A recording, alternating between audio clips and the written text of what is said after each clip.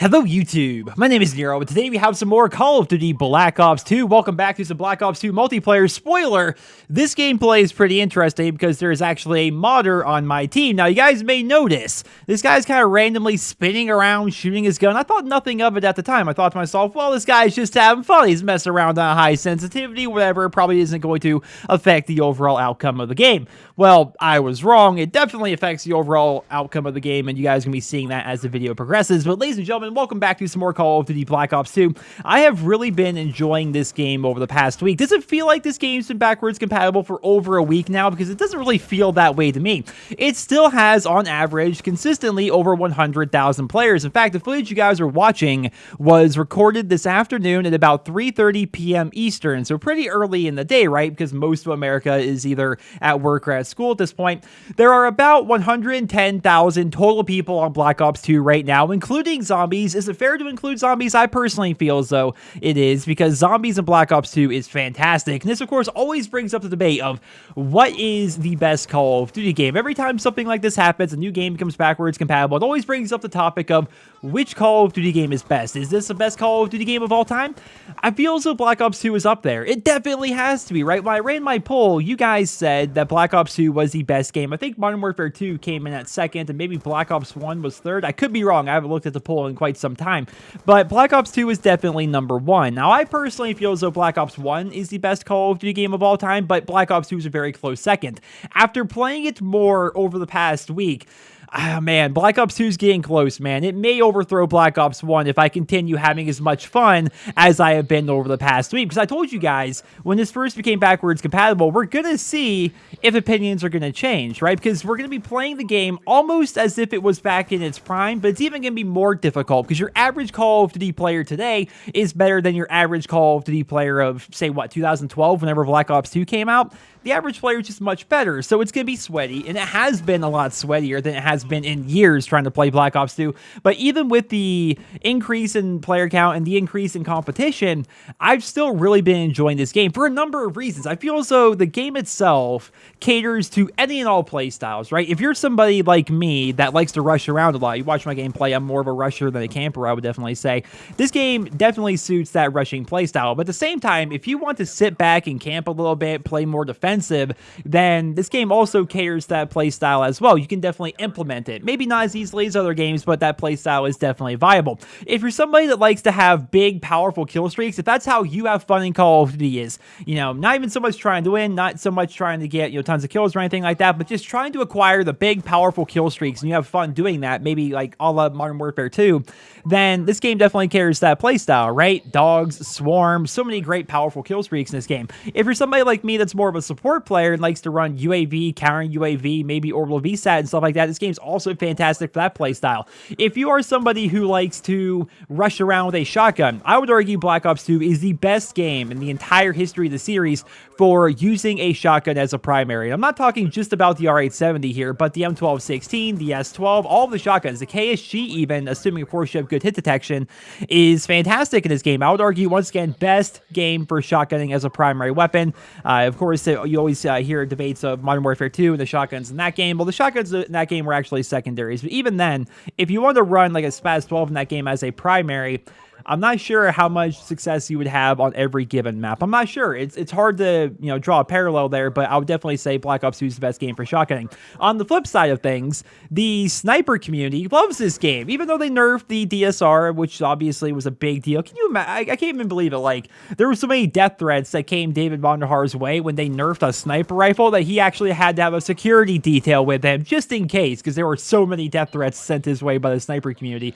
But even after the nerf, sniping in this game is incredibly easy, right? A lot of people can snipe and they do it very well. So that definitely speaks, I think, to the map design of Black Ops 2. If you have a game where you can snipe incredibly effectively in all aspects, right? If you want to be like a hard scoper or a quick scoper or whatever, you can snipe fairly well in this game, while at the same time you can shotgun fairly well in this game. Like, there's a very difficulty to strike balance there when it comes to the map design, and Black Ops 2's maps are just so well laid out that it actually works out. I mean, some maps are terrible, don't get me wrong.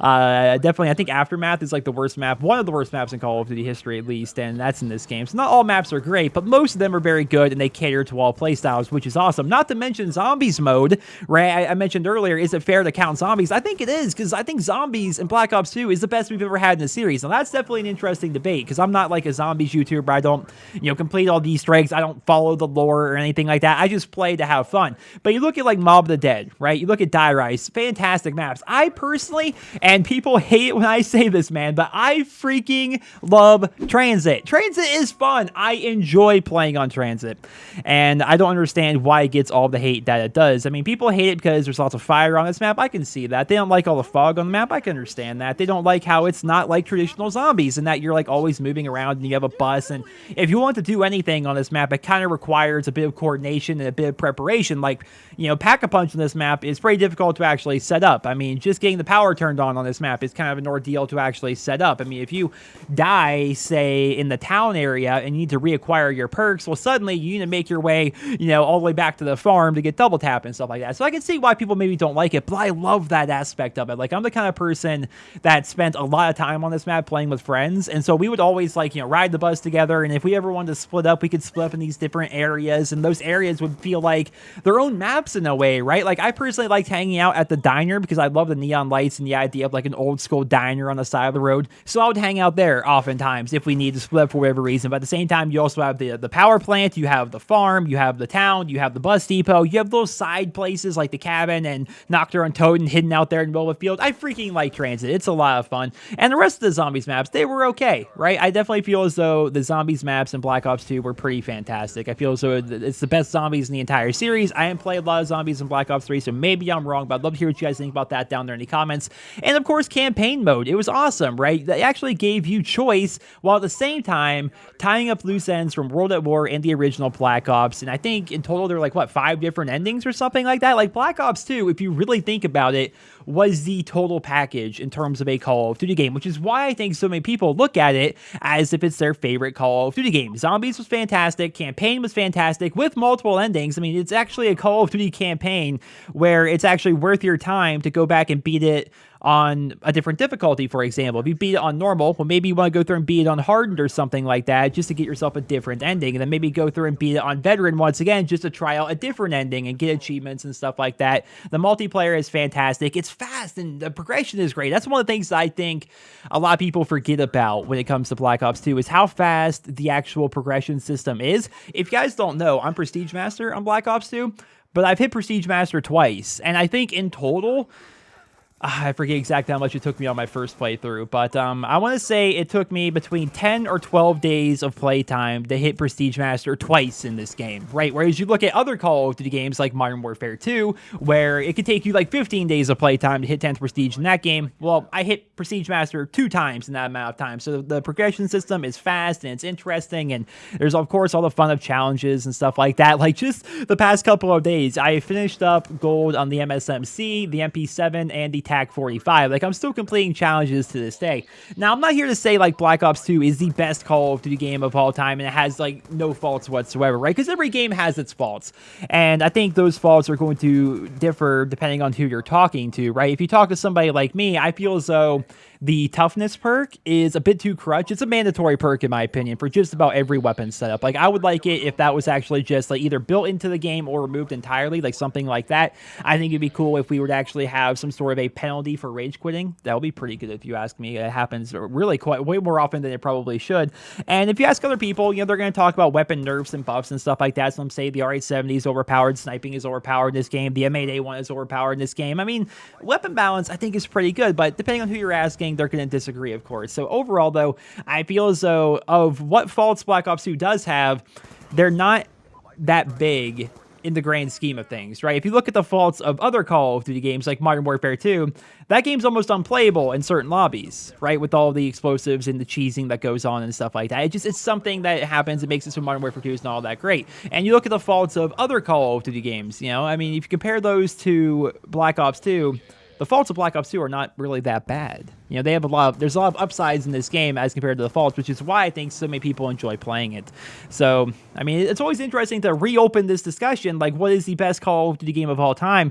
I think there is definitely a legitimate argument for Black Ops 2 to be the best Call of Duty game of all time. You know, nostalgia aside, that's the thing too, like, a lot of people discuss Call of Duty with rose-tinted glasses, which apparently that's like an old expression. People not know what rose-tinted glasses means. Like if you're looking back at something with rose-tinted glasses, you're only seeing the good things of what you're looking at because it's rose-colored now, right? That's the expression.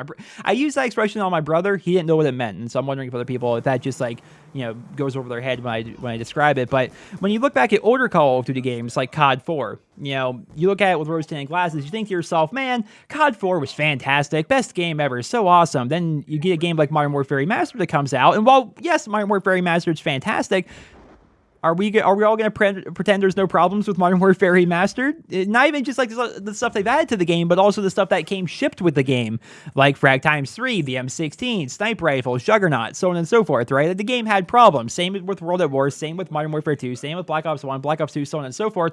But when a game either becomes remastered or becomes backwards compatible, and the entire community goes back and plays that game, it kind of gives you a better perception as to what the game was actually like back in the day. You can go back and play and think to yourself, wow, all right, well, I kind of forgot how annoying C4 are in Black Ops 2. You go back to Black Ops 1, you think, wow, I forgot how annoying the FAMAS was. You go back to World at War, you think to yourself, wow, who is in their right mind made the MP40 as powerful as this, right? When you go back and play these games that become backwards compatible and they have a revigorated community, you get to see the game for what it actually is. And even though Black Ops 2 has been backwards compatible for over a week now, it still on average has over 100,000 people, oftentimes in the multiplayer. Again, this was recorded at about 3:30 this afternoon Eastern time, and I imagine in a couple of hours, the actual multiplayer, just the multiplayer player count is going to hop up to well over 100,000.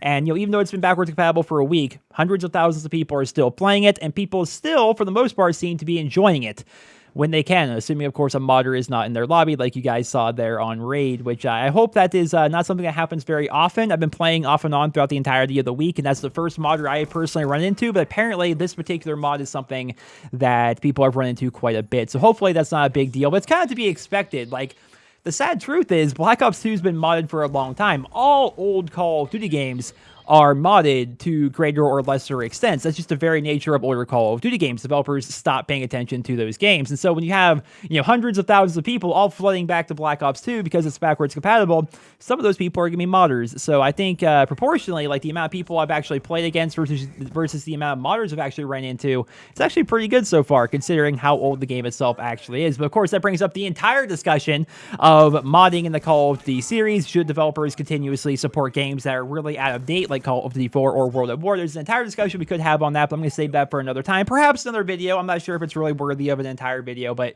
it's an interesting discussion. Like, does the developer, when they make a game, are they signing up to support that game until the end of time, until the servers are shut off? Or do they only support it for a couple of years? They only support it for 1 year? Like, where's the rule when it comes to that? Like, we don't know. You know, it's definitely an interesting topic, so maybe we'll do a video on that. But regardless, I wanted to discuss the potential of Black Ops 2 being the best Call of Duty game of all time. Engage what you guys think down there in the comment section below. We discussed it a week ago, of course, when it first became backwards compatible, but now we've all played it for about a week.